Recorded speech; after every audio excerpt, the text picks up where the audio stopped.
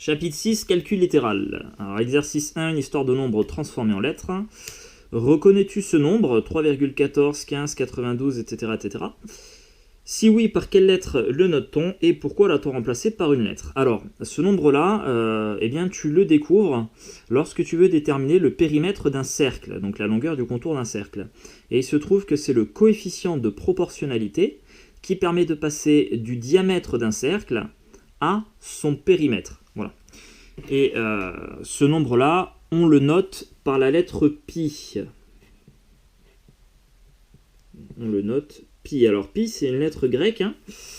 Pourquoi pi? Parce que le mot périmètre en grec commence par cette lettre-là. Et ce nombre, eh bien, on l'a découvert en voulant calculer le périmètre d'un cercle. Donc on s'est dit, tiens, on va le noter par la première lettre du mot périmètre en grec, donc pi. Pourquoi est-ce qu'on a remplacé ce nombre-là par une lettre? Eh bien, parce qu'en essayant de déterminer la valeur donc, de ce coefficient de proportionnalité, on s'est rendu compte qu'il y avait en fait une infinité de décimales, une infinité de chiffres après la virgule. Et en plus de ça, elles sont, si tu veux, elles apparaissent de façon anarchique, c'est-à-dire qu'on est incapable de prédire là, je ne sais pas combienième décimale. Voilà, il n'y a pas d'ordre, si tu veux, dans les décimales. Alors, on a bien calculé un certain nombre de décimales déjà, hein, en 2021, je ne sais pas à combien on est, hein, parce qu'on continue, hein, on ne s'arrête pas de chercher un maximum de décimales. On en a déjà calculé énormément, mais on ne les connaît pas toutes, et en fait on ne les connaîtra jamais toutes. Alors, on le note pi, et on l'a remplacé par une lettre, parce qu'en fait on n'arrive pas tout simplement à l'écrire avec des chiffres. Puisqu'on ne connaît pas toutes les décimales. On est incapable de l'écrire en intégralité. Il y en a une infinité en plus. Tu ne peux pas écrire une infinité de chiffres, c'est pas possible. Donc, pour simplifier, tout simplement pour simplifier l'écriture de ce nombre-là, pour le désigner, on s'est dit, bah tiens, ce nombre qui contient une infinité de chiffres après la virgule, on va l'appeler pi. Voilà, c'est quand même plus court d'écrire une lettre que tout ça. Donc, on l'a remplacé par une lettre.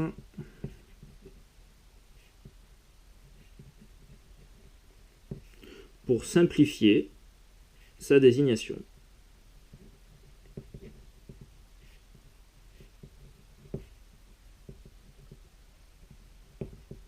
Voilà.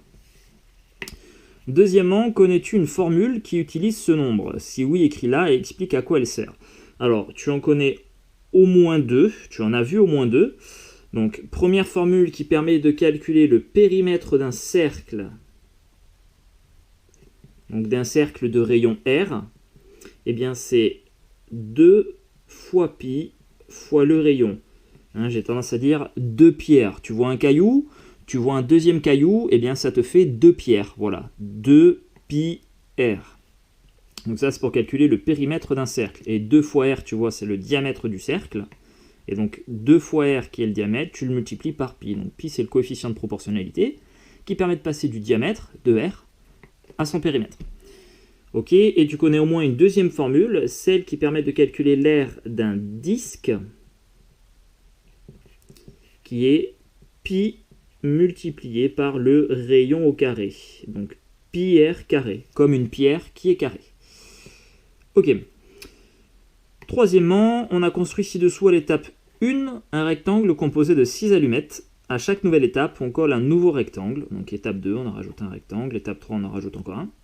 Déterminer le nombre d'allumettes nécessaires pour réaliser les étapes 2 et 3. Alors bon, plein de façons, hein. Tu peux compter toutes les allumettes une et une, ou alors tu peux partir de l'étape 1, donc avec ce rectangle-là, on en a déjà 6, et ensuite tu vas rajouter 7, 8, 9, 10, 11. Voilà, on a 11 allumettes, donc on en a rajouté 5 ici. 11 allumettes, alors fais attention, hein, là c'est pas une situation de proportionnalité, tu vois, parce que pour le deuxième rectangle, on a déjà une allumette qui est placée et qui servait, si tu veux, au rectangle 1. Donc tu ne vas pas multiplier 6 par 2, sinon ça voudrait dire que cette allumette est compterait double. Donc c'est 6 allumettes, après tu en rajoutes 5. À l'étape 3, on peut partir de l'étape 2 où on a déjà 11 allumettes jusque là. Du coup, on ne va pas rajouter cette allumette, elle y est déjà, et on en rajoute 5. 1, 2, 3, 4 et 5. 11 plus 5, ça fait 16 allumettes.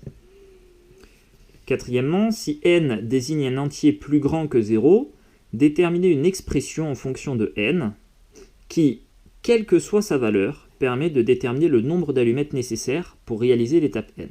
Alors ce qu'on va faire, si tu veux, c'est qu'on va essayer de généraliser le calcul du nombre d'allumettes ici. Donc n, cette fois, ça ne va pas prendre une valeur, ça va prendre n, si tu veux, ça va désigner n'importe quelle valeur, n'importe quel entier qui sera plus grand que 0. Donc ça peut être 4, 5, 6, 7, tout ce que tu veux. Et nous, on veut trouver une formule donc, qui va dépendre de n, forcément, qui nous donnera le nombre d'allumettes à l'étape n. Voilà. Alors, on peut essayer de réfléchir. À l'étape 1, on en a 6, d'accord. Après l'étape 2, on a dit on en a rajouté 5. À l'étape 3, on en a rajouté encore 5 par rapport à l'étape précédente. Et tu vois qu'à chaque fois, si tu veux, on va rajouter 5 allumettes. Chaque fois qu'on augmente de 1 le nombre d'étapes, eh bien on rajoute 5 allumettes. Du coup, ce qu'on va voir ici, à l'étape 1, on avait une allumette plus 5 qui fait 6. À l'étape 2, on avait une allumette initiale plus 5 et encore plus 5, donc c'est-à-dire 5 fois 2. Tiens, si tu veux, si je le décompose ici. Donc on a 1 plus 5 allumettes. À l'étape 2, on a une allumette au départ plus 2 fois, on va rajouter 5 allumettes. Donc plus 5 multiplié par 2.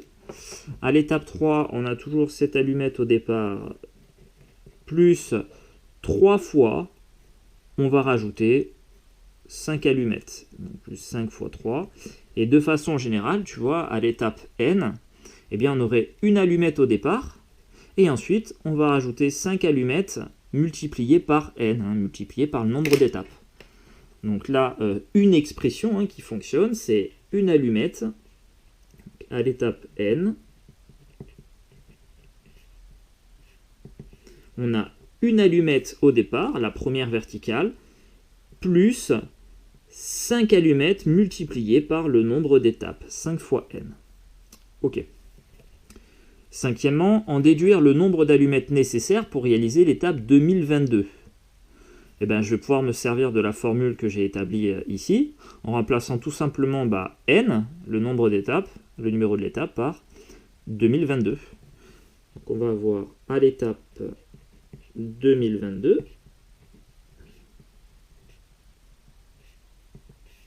on va avoir 1 plus 5 fois 2022 allumettes. Alors, 5 multiplié par 2022, je vais faire 5 fois 2000, et après je rajouterai 5 fois 22.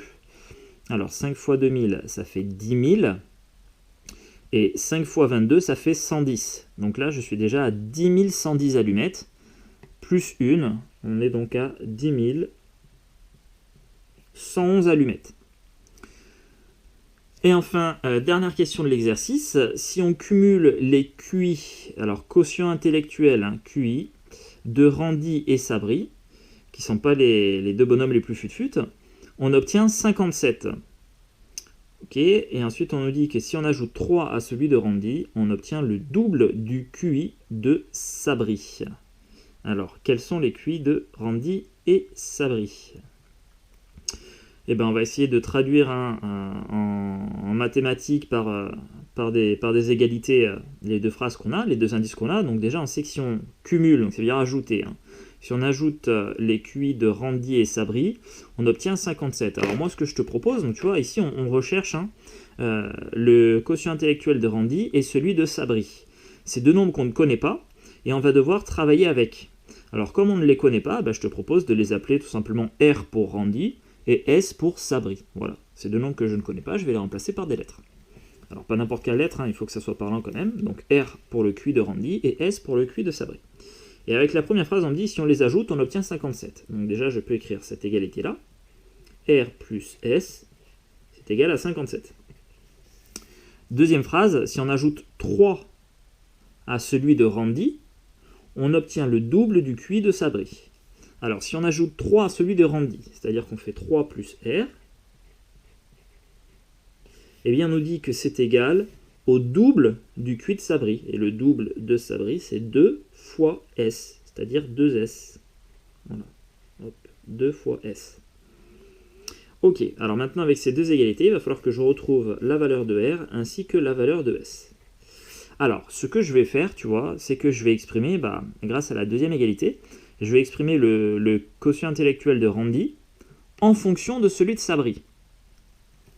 Alors si j'ai 3 plus R qui vaut 2S, et bien R tout court, tu vois, si j'enlève 3 des deux côtés, j'aurai toujours l'égalité. L'égalité sera conservée puisque je ferai la même opération à gauche et à droite. Donc juste R, ce sera 2 fois S moins 3. Donc on a R qui est égal à 2 fois S moins 3. Et si je reprends la première égalité ici, eh bien, je vais maintenant remplacer R ici par ce que j'ai trouvé en fonction de S. Alors pourquoi je fais ça? Parce que quand j'ai une égalité avec deux inconnus, je ne peux pas résoudre. Je ne sais pas résoudre à mon niveau. Donc ce que je vais faire, c'est que je vais remplacer une inconnue en fonction de l'autre. Comme ça, j'aurai que du S ici. Et quand j'ai une égalité avec une seule inconnue, là, je suis en mesure de résoudre cette équation. Alors, on va donc remplacer R. Tiens, j'essaie de mettre un peu de stabilo. Donc, R, nous, on l'a exprimé grâce à la deuxième égalité. On a dit, oui, mais attends, R, c'est la même chose que 2 fois S moins 3. Donc, dans ma première égalité, au lieu de réécrire R, ici, moi, je veux faire apparaître du S. Donc, je vais remplacer R par sa valeur en fonction de S, c'est-à-dire 2S moins 3. Voilà. Tu vois, 2S moins 3, c'est la même chose que R, qui est là. Et je poursuis donc mon égalité ici. J'ai la valeur de R, c'est-à-dire 2S moins 3, plus S, qui est égal à 57. Ok, je poursuis mon travail. Alors, en haut, on va avoir 2S, et on en rajoutera un troisième. Ça fera au total 3S moins 3. Donc on va avoir 3S moins 3, qui sera égal à 57. Et en bas, on a toujours le quotient de Randy, qui est égal au double de Sabri, moins 3. Donc ça, j'y touche pas en bas. Là, pour l'instant, je travaille uniquement avec l'égalité du dessus. On continue. Alors, si 3S moins 3 est égal à 57, la question que je me pose, c'est quel est le nombre qui, si on lui enlève 3, donne 57? C'est 60. C'est-à-dire qu'ici, tu vois, 3S, on a 60, parce que c'est 60 moins 3 qui est égal à 57. Donc on a 3S qui est égal à 60, et R en bas qui est égal à 2 fois S moins 3. On continue. Alors, maintenant on cherche le nombre S qui multiplié par 3 donne 60. Et bien on divise tout simplement 60 par 3 et on retrouve S qui est égal à 20. Parce que 3 fois 20, ça fait 60. Donc on a trouvé le QI de Sabri qui vaut 20. Et du coup, on peut retrouver maintenant le QI de Randy, qui est le double de celui de Sabri. Donc 2 fois 20, c'est-à-dire 40, auquel on enlève 3. Et 40 moins 3, ça fait 37. Voilà, j'ai trouvé les deux QI. Alors si je reprends mes deux conditions ici, elles sont respectées. Regarde, on a bien R plus S, c'est-à-dire 37 plus 20, ça fait 57, ça marche. Et ensuite, si on ajoute 3 à Randy, donc 3 plus 37, ça fait 40, et bien 40, c'est bien 2 fois 20, celui de Sabri. Voilà, donc on a retrouvé les quotients intellectuels de Sabri et Randy. Alors, définition juste en dessous, donc dans l'exercice précédent, celui-là, nous venons d'utiliser ce qu'on appelle des expressions littérales. Ce sont des expressions où un nombre est remplacé par une lettre. Voilà. Pourquoi est-ce qu'on remplace un nombre par une lettre? Eh bien, on a vu au moins trois raisons dans cet exercice-là. Alors, première raison, parce qu'on n'arrive pas à l'écrire avec les chiffres, tout simplement, comme c'était le cas avec le nombre pi, qui contient une infinité de décimales. Je ne peux pas l'écrire avec les chiffres, donc je vais le remplacer par une lettre, voilà. Et en plus de ça, ça simplifie son écriture. Tu vois, plutôt que de mettre... Je pourrais écrire un 3, 14, 15, 9, 3 petits points, ok, mais ça va carrément plus vite d'écrire tout simplement la lettre. Donc on simplifie son écriture ici. Deuxième raison, pour généraliser une situation. C'est ce qu'on a fait avec l'histoire des allumettes ici. On voulait trouver une formule qui déterminait le nombre d'allumettes à l'étape n, et quel que soit le numéro de l'étape. Donc on a réfléchi un peu, on a trouvé la formule 5 fois n, et ici ce qu'il faut noter, c'est que n, tu vois, ça ne désigne pas un seul nombre, ça désigne n'importe quel nombre. Et enfin, troisième raison, pourquoi remplacer un nombre par une lettre? Parce que parfois on ne connaît pas sa valeur, comme c'était le cas à la question 6, on ne connaissait pas le quotient de Randy ni celui de Sabri. mais on était amené à travailler avec ces nombres-là, du coup on les a appelés R et S. Voilà, on a remplacé ces nombres qu'on ne connaissait pas par des lettres. Donc voilà au moins 3 raisons de remplacer des nombres par des lettres. Et ce qu'on va faire dans ce chapitre, ce sera travailler principalement donc, avec des expressions littérales, ce qu'on appelle le calcul littéral. Voilà, on va calculer avec des nombres qui seront remplacés par des lettres. Voilà.